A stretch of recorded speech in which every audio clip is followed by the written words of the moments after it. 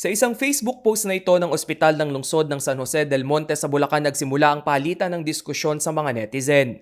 4 na karagdagang nurses kasi ang kailangan ng ospital. Subalit laking tanong ng karamihan sa mga netizen, makatarungan nga ba ang 15,000 pesos na salary offer ng pagamutan?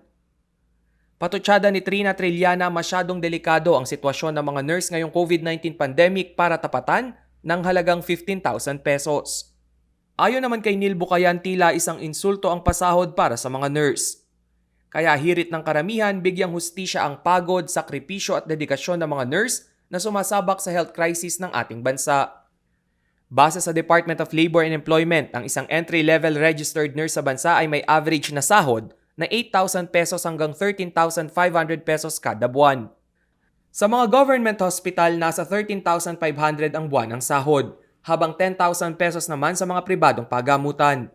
Sobrang daming bansa na nag-o-offer ng napakataas na sahod sa mga nurses, pero sa sarili nating bansa, hindi sa atin maibigay yon ng gobyerno. Sabi nga nila, low pay, high risk. Marso ngayong taon nang paimbestigahan ni House Minority Leader Joseph Paduano ang pagkakabinbin ng implementasyon ng Philippine Nursing Act o RA 9173. Kung maipatutupad ang batas, maglalaro sa 32,053 pesos hanggang 34,801 pesos ang minimum monthly base pay ng mga nurse sa mga pampublikong pagamutan. 2 dekada nang inilalaban ng Philippine Nurses Association ang taas sahod para sa kanilang hanay. Taong 2002 nagsimula ang kanilang krusada, subalit hanggang ngayon ay tila tengang kawali ang pamahalaan sa kanilang hinaing. Samantala, kung ikukumpara ang sahod ng mga nurse overseas, di hamak na lampas triple ang kanilang sinasahod. Sa Amerika, $3,800 o mahigit 182,000 pesos ang sahod ng isang entry-level nurse.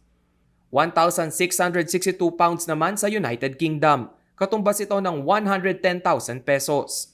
At sa Canada, $4,097 o lampas 160,000 pesos na monthly salary. Ang mababang pasahod at nakamamatay na pagod ang isa sa mga dahilan kung bakit patuloy na nangingibang bansa ang ating mga kababayang nurse maging sa panahon ng pandemya para mabuhay lamang ang kanilang pamilya. Rainiel Pawid, CLTV News.